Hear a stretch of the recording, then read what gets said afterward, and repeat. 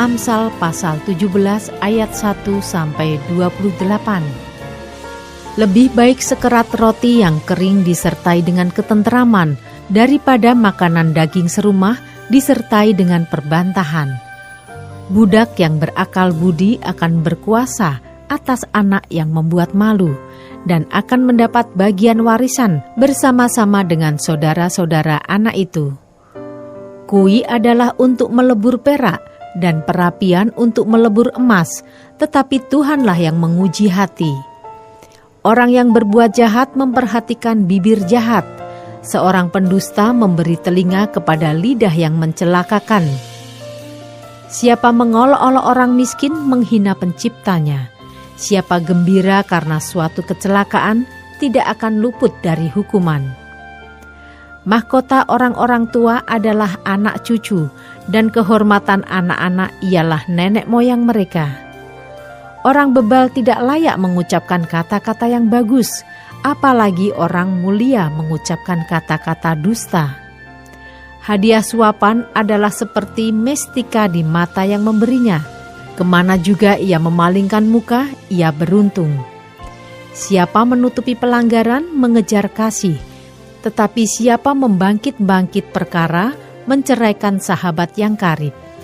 Suatu hardikan lebih masuk pada orang berpengertian daripada 100 pukulan pada orang bebal. Orang durhaka hanya mencari kejahatan, tetapi terhadap dia akan disuruh utusan yang kejam. Lebih baik berjumpa dengan beruang betina yang kehilangan anak daripada dengan orang bebal dengan kebodohannya.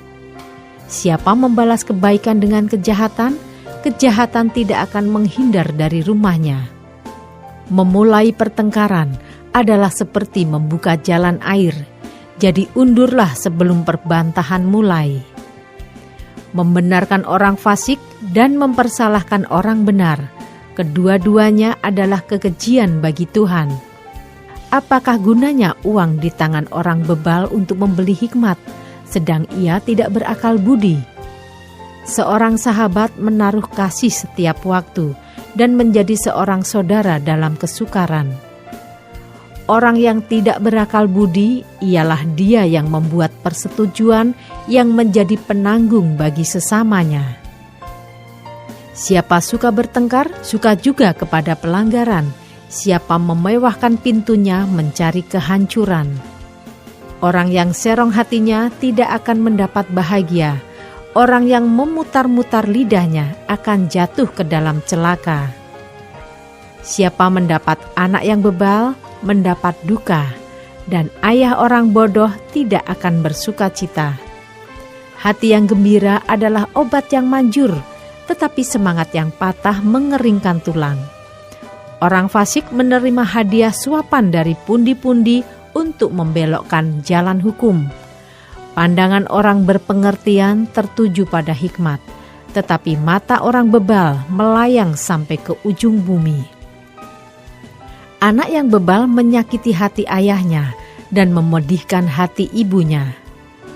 Mengenakan denda orang benar adalah salah, memukul orang mulia pun tidak patut. Orang yang berpengetahuan menahan perkataannya, orang yang berpengertian berkepala dingin.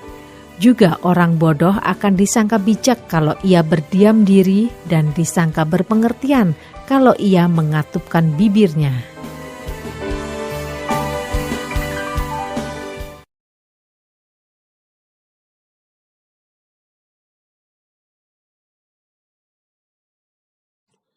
Shalom semua jemaat Tuhan, kembali kita di dalam pendalaman Alkitab Clear Sight.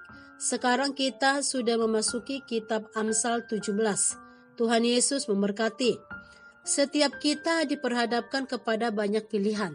Apakah hidup baik di tengah keluarga atau hidup sebagai orang yang terus melakukan kejahatan atau memilih hidup menjadi orang yang bebal? Di dalam pasal ini kita menyoroti 3 area kehidupan tersebut, yaitu pertama tentang keluarga di dalam ayat 1, 2, dan 6.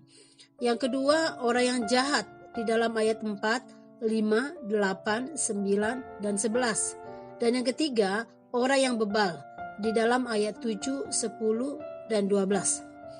Mengenai keluarga, pengamsal mengajarkan bahwa ketenteraman di dalam keluarga jauh lebih penting dibandingkan dengan kecukupan harta, tetapi penuh dengan perbantahan. Selain itu, setiap anggota keluarga memiliki peranan dan kedudukan yang penting dalam menjaga nama baik keluarga. Tidak ada seorang pun yang lebih penting daripada yang lainnya. Mengenai orang yang jahat, pasal ini memaparkan bahwa orang jahat akan lebih memperhatikan hal yang jahat dan cenderung melakukan segala cara untuk berbuat jahat dan curang. Bahkan sahabat karibnya pun dapat tercerai. Tetapi pasal ini mengingatkan bahwa akan ada balasan bagi mereka yang berbuat jahat.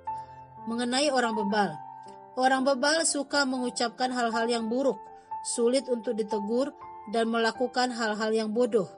Tetapi Tuhanlah yang menguji hati, artinya segala perbuatan kita akan diuji dan dievaluasi oleh Tuhan sendiri.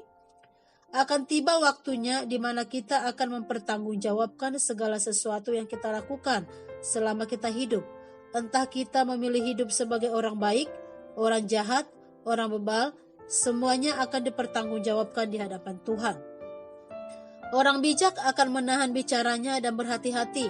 Mereka tidak akan membesar-besarkan kebenaran atau merugikan orang lain ketika berbicara, tetapi sebaliknya akan berhati-hati supaya apa yang diucapkan itu memberkati orang yang mendengarkannya.